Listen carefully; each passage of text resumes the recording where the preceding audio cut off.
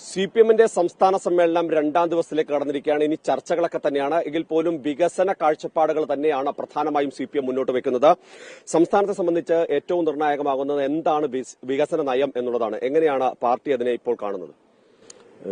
വളരെ കൃത്യമായിട്ട് രണ്ടാമത്തെ നമ്മുടെ തുടർ ഗവൺമെന്റ് വരുന്ന സമയത്ത് CPIM ഏറ്റവും പ്രധാനമായിട്ട് രൂപകൽപ്പന ചെയ്തത് കേരളത്തിലെ എല്ലാ വിഭാഗം ജനങ്ങളുടെയും പൊതു ഉന്നമനത്തിന്റെ നിലവാരം നമ്മുടെ ഇന്നത്തെ ഒരു പൊതുസ്ഥിതിയിൽ ഇന്ത്യൻ അവസ്ഥയിൽ ഏറ്റവും മികച്ചത് എന്നതിൽ നിന്ന് ഒരു ലോക ഘടനയിലെ വളർന്നുകൊണ്ടിരിക്കുന്ന വികസിത രാജ്യങ്ങളിലെ ഇടത്തരം രാജ്യങ്ങളുടെ ജനജീവിതവുമായി തുല്യമാവുന്ന അവസ്ഥയിലേക്ക് കേരളത്തിന് അതിന്റെ ഒരു പൊതു പുരോഗതി രൂപപ്പെടുത്തണമെന്നാണ്. അപ്പോൾ ഇന്ത്യയിലെ ഏറ്റവും മികച്ച സംസ്ഥാനം എന്ന് ലോകത്തിലെ തന്നെ ഏറ്റവും ശ്രദ്ധേയമായ സ്ഥാനമുള്ള ഒരു ജീവിതാവസ്ഥ കേരളത്തിൽ രൂപപ്പെടുത്തേണ്ടതുണ്ട്. അപ്പൊ എല്ലാ കേരളീയന്റെയും എല്ലാ കേരളീയ കുടുംബത്തിന്റെയും ഉന്നമനവും അതിന്റെ വളർച്ചയും ലക്ഷ്യമിടുന്നതാണ് CPIM-ന്റെ പൊതുസമീപനം. ആ നിലയിലാണ് തെരഞ്ഞെടുപ്പ് കഴിഞ്ഞ ഉടനെ നമ്മൾ ജനങ്ങളോട് പറഞ്ഞത്. അത് പ്രാവർത്തികമാക്കാനുള്ള വേഗതയേറിയ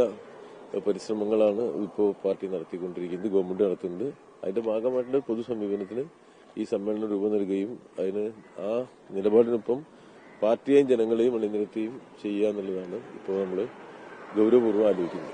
ഈ മാറുന്ന കാലത്തിനൊപ്പമാണെങ്കിലും ഈ കോൺഗ്രസ് അടക്കം ഉന്നയിക്കുന്നത് വിമർശനം എന്ന് പറയുന്നത് നേരത്തെ CPM വേണ്ടെന്ന് തീരുമാനിച്ച പല കാര്യങ്ങളും ഇപ്പോൾ വികസനത്തിന്റെ ഭാഗമാണെന്ന് പറഞ്ഞ നവ ഉദാരവൽക്കരണ നയങ്ങളെയൊക്കെ സ്വീകരിക്കുന്നുവെന്ന് വിമർശനം ഉന്നയിക്കുന്നു. അപ്പൊ അങ്ങ് CPM-ന്റെ പോളിറ്റ് ബ്യൂറോ അംഗമാണ്. സ്വാഭാവികമായും ആ വിമർശനങ്ങൾ ഏത് തരത്തിലാണ് CPM-ന്റെ കേന്ദ്ര നേതൃത്വം കാണും?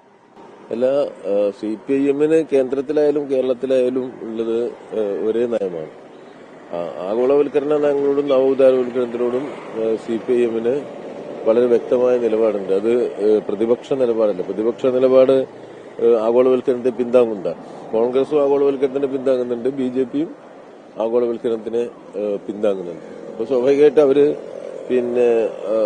ഇടതുപക്ഷ നയങ്ങളെ അവരുടെ കണ്ണിലൂടെ കണ്ടിട്ട് നടത്തുന്ന ആക്ഷേപങ്ങളാണ്. ഇത് വസ്തുതയായിട്ട് ബന്ധമില്ലത്. നമ്മള് ഇന്നത്തെ ഒരു സാഹചര്യത്തിൽ ഈ ഗവൺമെന്റ് പ്രവർത്തിക്കുന്നത് ഇന്ത്യയിലെ ഭരണഘടനയുടെ അടിസ്ഥാനത്തിലാണ്. ആ ഗവൺമെന്റിന് സ്വാഭാവികമായിട്ടും പൂർണ്ണമായി CPM നയങ്ങൾ അതുപോലെ നടപ്പിലാക്കാൻ സാധിക്കില്ല. കാരണം ഭരണഘടന ഉണ്ടാക്കുന്ന പരിമിതികളുണ്ട്, ഭരണഘടനയുടെ പ്രത്യേകതകളുണ്ട്. അപ്പോൾ ഗവൺമെന്റ് പ്രവർത്തിക്കുന്നത് ഭരണഘടനാനുസൃതമാണ്. അങ്ങനെ പ്രവർത്തിക്കുന്ന ഒരു ഗവൺമെന്റിന് ഭരണഘടനയുടെ പരിധിയിൽ നിന്നുകൊണ്ടാണ് പ്രവർത്തിക്കുമ്പോൾ എത്രത്തോളം കാര്യങ്ങൾ മുന്നോട്ട് കൊണ്ടുപോകാൻ പറ്റും ആ പ്രവർത്തനമാണ് നമ്മൾ നടത്തുന്നത്. പിന്നെ ഇന്നലത്തെ നിലപാടല്ല ഇന്ന്. കാരണം ഇന്നലെയല്ലേ ഇന്ന്. നമ്മുടെ സമൂഹം മാറിയിട്ടുണ്ട്, ശാസ്ത്രം മാറിയിട്ടുണ്ട്, സാങ്കേതികം മാറിയിട്ടുണ്ട്. അതിന്റെ പ്രത്യേകതകൾ കൂടി പരിശോധിച്ച് ഇതിന്റെയൊക്കെ ഗുണാംശങ്ങൾ ഇന്നത്തെ നിലയിൽ ആഗോളവൽക്കരണ കാലത്ത് പ്രമാണിക്ക് മാത്രമേ കിട്ടുന്നുള്ളൂ. എല്ലാ ലാഭവും അതിസമ്പന്നന്റെ കൈകളിലേക്കില്ല. അതിന് വ്യത്യസ്തമായ നിലപാട് സ്വീകരിക്കാൻ പറ്റുമോ എന്നുള്ളതാണ് ഇടതുപക്ഷ നിലപാട്. അപ്പൊ ഇടതുപക്ഷ നിലപാടിന്റെ ഗുണാംശം സാധാരണക്കാരായ ഭൂരിപക്ഷത്തിന് കൂടി സാമൂഹ്യ വളർച്ചയുടെ നേട്ടങ്ങൾ കിട്ടുക എന്നുള്ളതാണ്. ഇതേ സമ്പ്രദായം കോൺഗ്രസോ BJP കേന്ദ്രത്തിലോ ചെയ്യുന്നത് ഇത്തരം നേട്ടങ്ങളുടെ ഗുണാംശങ്ങൾ തെരഞ്ഞെടുക്കപ്പെട്ട അവർക്കിഷ്ടപ്പെട്ട അവരോടൊപ്പം നിൽക്കുന്ന മുതലാളിക്ക് കിട്ടുക എന്നുള്ളതാണ്. ഇത് സംബന്ധിച്ച് ഒരേ കാര്യം നടപ്പിലാക്കുമ്പോൾ തന്നെ രണ്ട് വീക്ഷണമുണ്ട്. ആ രണ്ട് വീക്ഷണത്തിന്റെ അടിസ്ഥാനത്തിലാണ് നമ്മൾ വിഷയങ്ങളെ കണ്ടത്. ഒറ്റ കാര്യം കൂടി, ഒന്ന് ഇനി പറയുന്നത് പോലെ CPM മൂന്നാം തുടർഭരണം ലക്ഷ്യമിടുകയാണ് എന്നുള്ള തരത്തിൽ തന്നെയാണ് കാര്യങ്ങൾ. അതിനുള്ള വികസന കാഴ്ചപ്പാട് തന്നെയാണ് മുന്നോട്ട് വെക്കുന്നത്. നയം തന്നെയായിരിക്കും സമ്മേളനം രൂപീകരിക്കുക. മറ്റൊന്ന് പ്രായപരിധി കർശനമായി നടപ്പാക്കാൻ തന്നെയാണ് തീരുമാനം.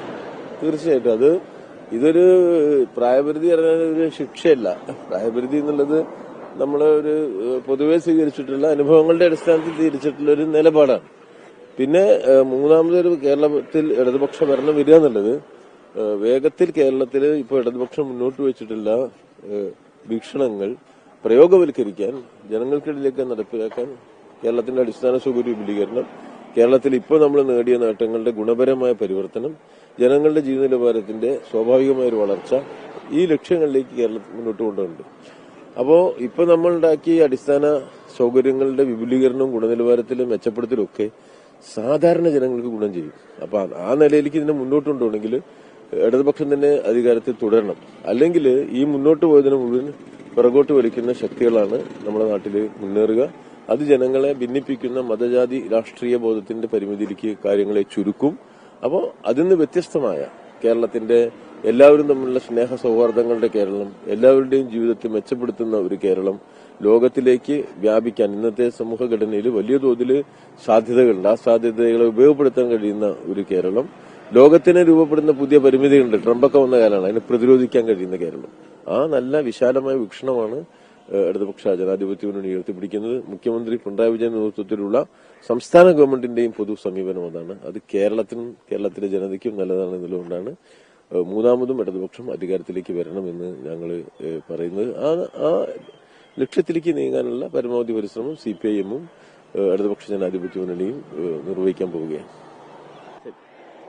ഇതാണ് CPM-ന്റെ പോളിറ്റ് ബ്യൂറോ അംഗം A. വിജയരാഘവന് പറയാനുള്ളത്. കൃത്യമായ നയ രാഷ്ട്രീയ സമീപനത്തോടുകൂടി തന്നെയാണ് പാർട്ടി മുന്നോട്ട് പോകുക. അതിന് ഈ സമ്മേളനം രൂപം കൊടുക്കുകയും അത് ശക്തമായി മുന്നോട്ട് പോകുകയും ചെയ്താൽ മൂന്നാം തവണയും പിണറായി സർക്കാർ അധികാരത്തിൽ വരുമെന്ന് തന്നെയാണ് CPM വിശ്വസിക്കുന്നത്. ക്യാമറമാൻ രാജേഷ് താവലിനോടൊപ്പം KK പ്രശാന്ത്, അമൃത ന്യൂസ്, കൊല്ലം.